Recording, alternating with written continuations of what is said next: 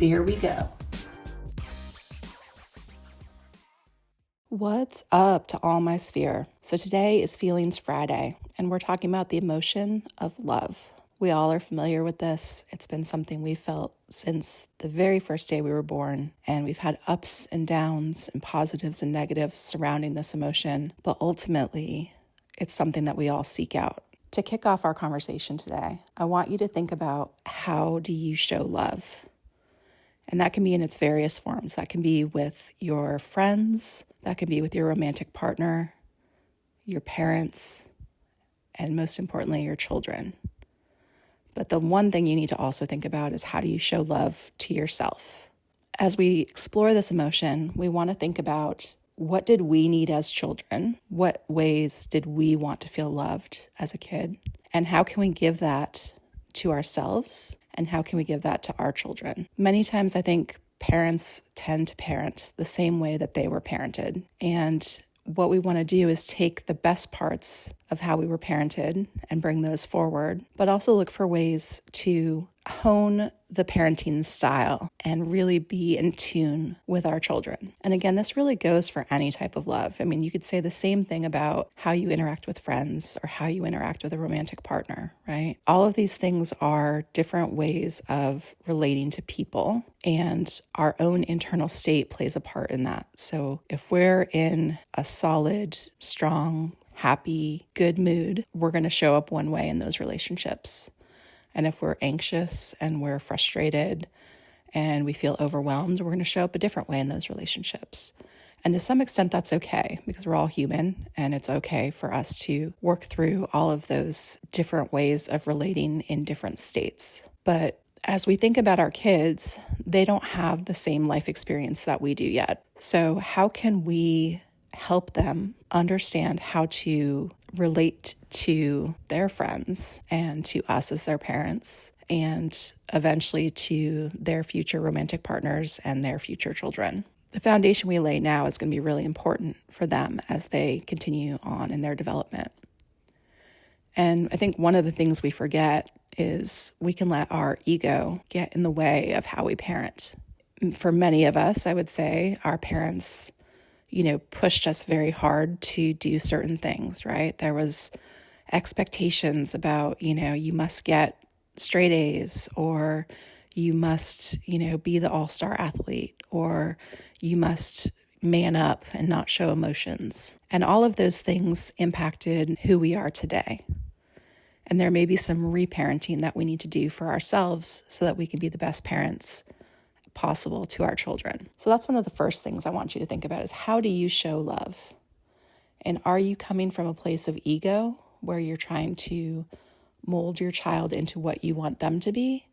Or are you coming from a place of true, open, unconditional love, where you're looking at your child and connecting with your child in a way that helps you understand who they are innately as a person and helping them develop into that person? Recognizing all their strengths and weaknesses, recognizing the challenges and the things that they're going to face throughout their life, but also honoring who they truly are inside and helping them to develop and experience and explore other aspects of themselves. So that's the first thing. So how do you show love? Another thing that we need to look at is, how do we accept love? It's kind of like accepting a compliment. It's not actually all that different sometimes.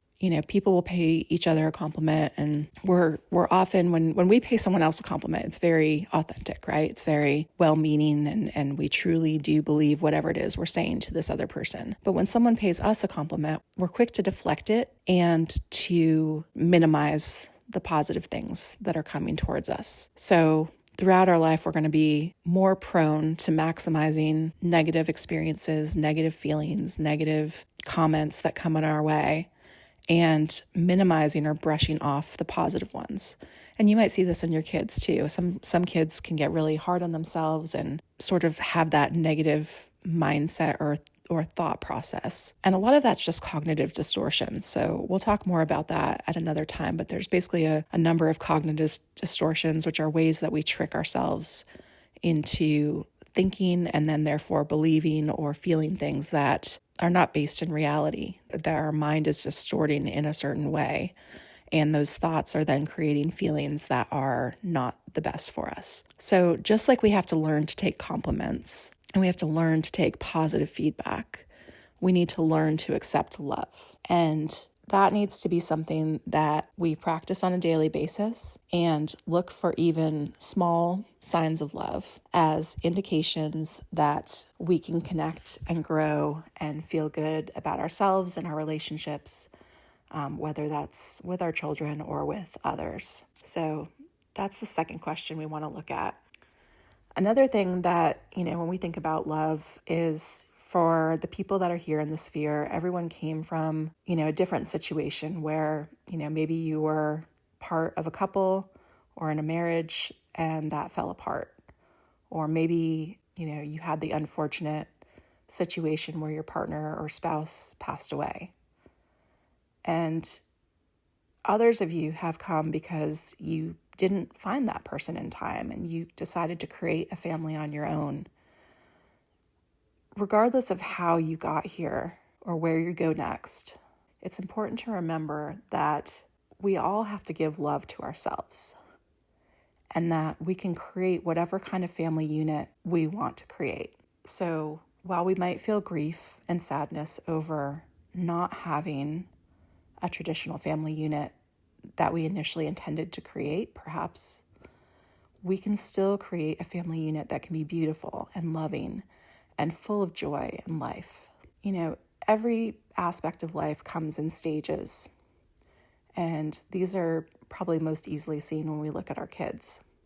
Our kids are going to continue to evolve, right? We have the beautiful little infant stage where they sleep all day and, they're perfect little babies for the first 10 days. And then all of a sudden they get, reflux and start crying and you're going to the doctor going, fix it, So there's lots of different challenges and stages that we move through. And then, we have new experiences when they become toddlers and they're saying adorable words or they're learning to walk or, they're learning new skills. And then it's a different experience when they get into grade school and a different experience when they're in middle school and high school and college and after they're grown and when they have their own kids. There's so many different stages that we go through in our relationship with our children in particular. But we also go through those kind of changes and stages in our friendships and in our work relationships and with our parents. Our parents are going to mean something different to us at different points in our life, and they're going to represent different things to us at different points in our life. So when we think about love, we need to not hold on to it so tightly in a very strict way of looking at it. We need to be free to let it evolve and kind of hold it gently and almost like silly putty or oobleck, I think is the thing that the kids make where like you can, if you squeeze it really tight, it feels hard. And if you release your hand, it kind of turns to like a runny mixture that just sort of can flow through your fingers. And love can kind of be like that. It can take different forms and it can change shape and can be different things at different times in your life. And it can show up in different people and in different ways. As those things happen, there's kind of the flip side to love, which is grief. And anytime we actually feel deep love for someone or something, we're going to have an element of grief that goes along with that. And that grief may be actually losing that person or that animal or that thing that was so important to you. But the grief can also just be the changes in how that person is showing up in your life or how that relationship is evolving. And so just like when we watch our kids, it's incredible to be in the toddler stage.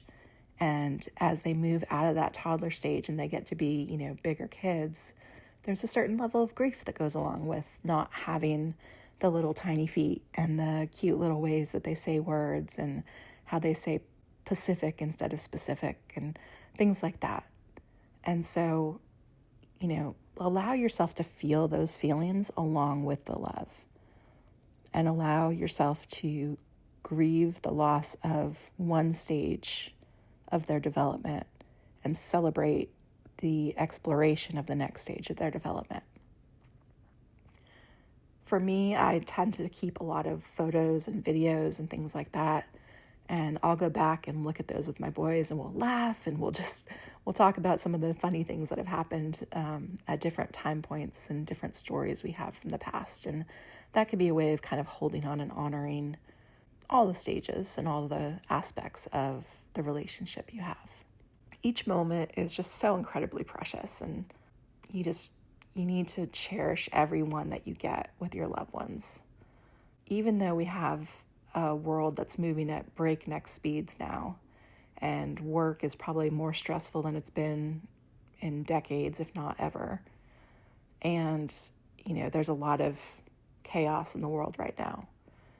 We need to try to come to our relationships from a place of love, not a place of anxiety or anger or being in reaction all the time. I think when we're really tense and when we are really, feeling the pressures around us, it tends to make us show up differently in those relationships. But we don't want to have our relationship with our children, which is constantly changing as they grow and evolve. We don't want to miss any of those moments. So we need to really live in a place of gratitude and recognize again that each moment is precious. Don't let your own personal state bleed over onto your kids. You don't want to be living in reaction all the time with your kids, because inevitably something's going to happen. Inevitably, they will not listen or they will make mistakes. And that is normal. So don't let that send you off into a tailspin just because maybe that was how you were parented, right? We don't have to shout. We don't have to lose our mind. We don't have to get super frustrated or have a huge blow up every time something happens. Look for ways to be playful about it. So like the other day, one of my kiddos had their iPad on the floor, and instead of yelling at him about it, I sort of made a playful comment and I said, "I know that's not your iPad on the floor, right?" And he's like, "Oh, no, that's not my iPad on the floor." And he picked it up right away. And so you can make it playful. You can have other ways to approach your kids and still get the result that you want. But you want to think about what is the result that you want, not what is your default reaction or response to whatever's happening around you. Another thing I want you to think about as well is that the mistakes are magnificent. They are some of the best teachers we can have. So anytime that you see your kids or yourself or your friends making a mistake, don't get on them about it. Don't get on yourself about it. That is an opportunity. That is a beautiful opportunity for you to learn something and approach it differently next time, or for your children to learn something and to grow from it. So those mistakes, those magnificent mistakes, are some of the best teachers we can have. The most growth is going to come through those and from going through hard times and really just continuing to look for ways to grow and change and navigate the world. I hope you found this useful. There's some really great stuff that David Kessler does on grief. So if any of you are dealing with, that aspect of the love equation, if you are a surviving parent, please check out his work. He's got a great workbook and other content out there. Again, his name is David Kessler. He's fantastic. Just really take this Friday, look at your kids, find some time to just share and enjoy and love on them and be present in that moment. All right. Well, I hope you guys have a fantastic Friday, and remember, you are so loved. You are enough. And you got this.